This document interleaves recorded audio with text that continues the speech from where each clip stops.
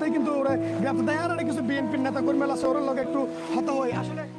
আমি মোহাম্মদ আসলাম চৌধুরী, এখানেই আমার জন্ম। এখানে মিন্স ফৌজদারহাট ভাটিহারি ইউনিয়নে আমার জন্ম। স্বাধীনতার 4 বছর পূর্বে আমার জন্ম। এরপর স্বাধীনতা যুদ্ধের সময় আমি 4.5-5 বছর এরকম সময়ে যুদ্ধের অনেক কিছু আমি দেখেছি।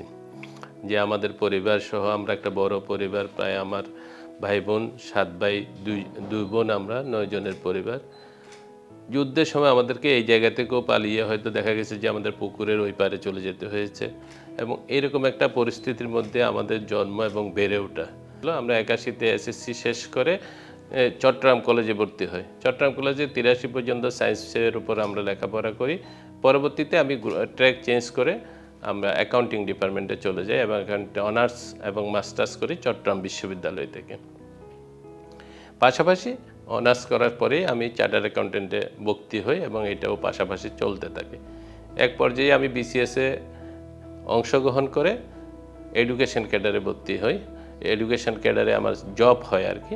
এডুকেশন ক্যাডারে 2 বছরের মতো, সব মিলে 2 বছর 7 মাসের মতো আমি চাকরি করি এবং ইতিমধ্যে আমি চার্টার্ড অ্যাকাউন্টেন্ট কোয়ালিফাই হয়ে যাই, যার কারণে আমি সাথে সাথে চাকরিটা ছেড়ে দিছি। অবশ্য বিষয়টা প্ল্যান ওয়েতেই ছিল। আমি যখন বিসিএস ক্যাডারে জয়েন করি তখনও আমি ছেড়ে দেবো এটাই খেয়াল ছিল, কারণ আমি চার্টার্ড অ্যাকাউন্টেন্ট হব, কোয়ালিফাই হয়ে তখন এটা শেষ করব, ছেড়ে দিব, এরকম একটা পরিকল্পনা নিয়ে যোগ দিয়েছিলাম বিসিএসে। চার্টার্ড অ্যাকাউন্টেন্ট হলে তখন একটু ডিমান্ডিং ছিল, বর্তমান সময়ে চেয়ে আর একটু বেশি ডিমান্ডিং ছিল, যার কারণে পাশ করার সাথে সাথে আমি আমার এলাকায় কনফিডেন্স সিমেন্টে সিইও হিসাবে জয়েন করি। প্রায় 7 বছরের মতো ওই কোম্পানিতে ছিলাম।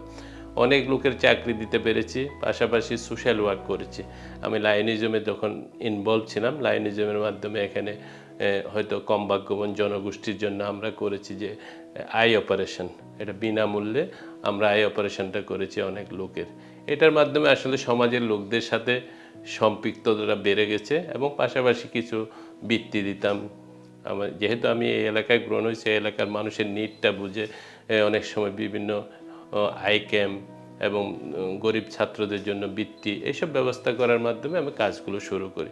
তো এইভাবে করার কারণে সমাজের লোকদের সাথে সম্পৃক্ততা বেড়ে গেছে এবং সবাই আমাকে বিভিন্নভাবে ইনফ্লুয়েন্স করছে যে বিভিন্নভাবে যদি আপনি রাজনীতির সাথে সম্পৃক্ত হন তাহলে বৃহত্তর স্কেলে কাজ করতে পারবেন।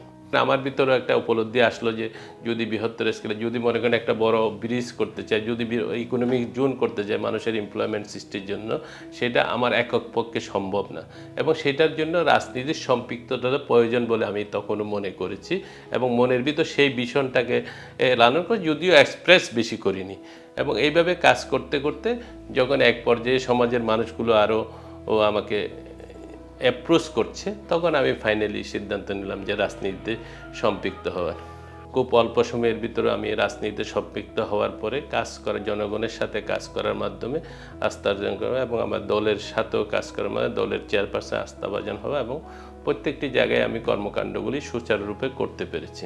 রাজনৈতিক প্রেক্ষাপটে বাংলাদেশের পরিবর্তন তো অবশ্যম্ভাবী এবং একটা চলমান প্রক্রিয়ার সাথে মানুষকে অ্যাডজাস্ট করে চলতে হয় এবং সেইভাবে করতে পারলে তাহলে দেশও এগিয়ে যায়, দেশের মানুষও এগিয়ে যায়।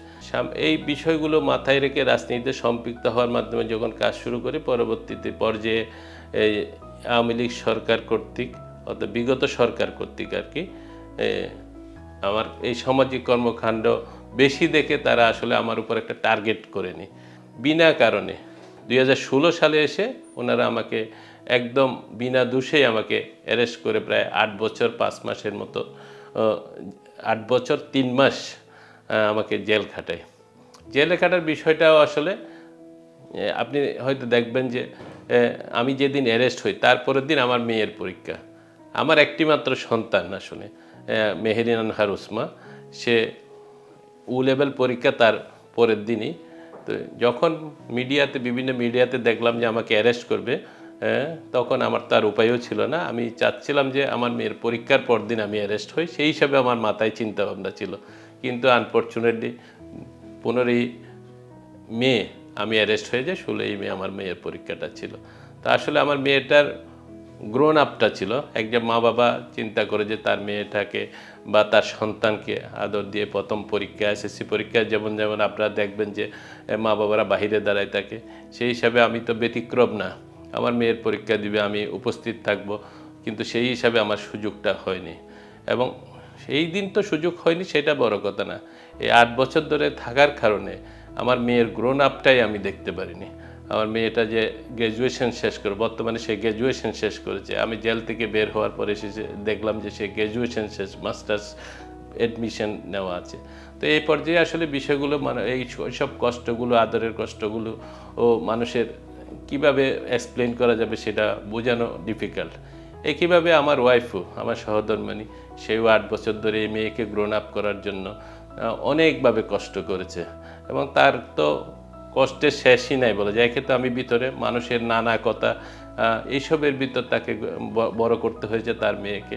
তো এইসব কষ্টের ভিতরেও আমাদের গ্রোন আপ বাংলাদেশের প্রেক্ষিতে বর্তমানে যে ছাত্র বৈষম্য আন্দোলনটা আসলো, ওদের এই সরকার পতনের মাধ্যমে আমাদের জেল থেকে বের হওয়া, তো এই বিষয়টাকে আসলে বাংলাদেশের একটা পরিবর্তনের একটা ধারা হিসাবে আমি মনে করি এই পয়েন্টে, যে যুব সমাজ পারে অনেক কিছু করতে।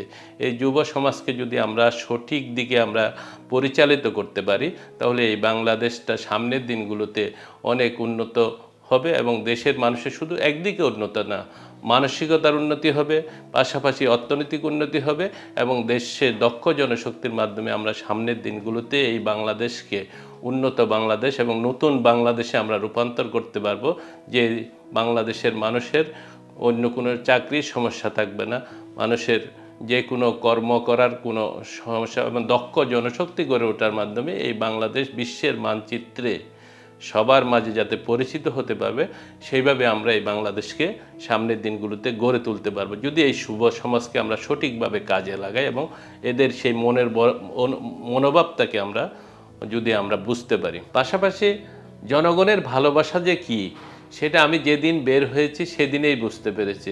মানুষ যে কত আন্তরিকতার সাথে ভালোবাসে। সেদিন প্রচণ্ড বৃষ্টি, আমি বের হব 10টার সময়, সব মানুষ জেল গেটে দাঁড়িয়ে আছে বৃষ্টির ভিতরে এবং হাজার হাজার মানুষের যে জনস্রোত সেদিন আমি দেখেছি। তা আমার মনটা সেদিনে, আমি অ্যারেস্ট হয়েছি ঠিক আছে, কিন্তু সেদিন আমার প্রাণটা ভরে গেছে যে মানুষের ভালোবাসা সম্পৃক্ত হয়ে, এবং সারা পথে সেই জেল গেট থেকে পুরা সীতাকুণ্ড পর্যন্ত মানুষ সারাদিন দেড়ে থেকে, আমি 10টায় বের হয়েছি, আমি বাসায় ঢুকেছি 5টার সময়। তো সব কিছু মিলে বৃষ্টির ভিতরে মানুষের সারা রাস্তায় যে উপস্থিতি, এটা প্রমাণ করে যে মানুষের আন্তরিকতা, ভালোবাসা, শ্রদ্ধা আমার প্রতি। এই জন্য আমি মানুষের প্রতি, আমার এলাকার মানুষের প্রতি কৃতজ্ঞতা জানাই। আমার মেয়েটা বড় হয়ে গেছে, এখন গ্র্যাজুয়েশন শেষ, মাস্টার্সও শেষ হবে, কয়দিন পর বিয়ে দিয়ে দেব। তাহলে আমাদের ছোট্ট পরিবার, আমি এবং আমার ওয়াইফ, তাহলে আমাদের এখন মানুষের কোনো সম্পদের চাওয়া পাওয়া নেই, কোনো কিছুর জন্য চাওয়া পাওয়া নেই। আমাদের চাওয়া পাওয়া হবে যে আমাদের বিজনেসগুলোকে লাইন আপ করে দিয়ে যাতে করে মানুষের কর্মসংস্থান হয়, পাশাপাশি আমরা মানুষের জন্য কিছু করতে পারি এবং সমগ্র দেশের মানুষের জন্য বৃহত্তর স্কেলে রাজনীতি করি, আমরা দেশের মানুষের কল্যাণ যাতে আমরা সাধন করতে পারি, আমরা সেদিকে সবসময় আমাদের দৃষ্টি থাকবে এবং আমাদের এখন থেকে এই কাজগুলোতে আমাদের মনোনিবেশ করার জন্য আমার ইচ্ছা, এবং আমি সামনের দিনগুলোতে আশা করব যে দেশের জনগণের সমর্থনের সাথে সাথে দেশের মানুষের কথাগুলো হৃদয়ে ধারণ করে তাদের জন্য যাতে পরিকল্পনা করতে পারি, সেই সুযোগ যদি মহান রাব্বুল আলামিন সামনের দিনগুলোতে আমাদের সুযোগ দেয়, তাহলে আমরা সেইভাবে ভূমিকা রাখবো ইনশাল্লাহ।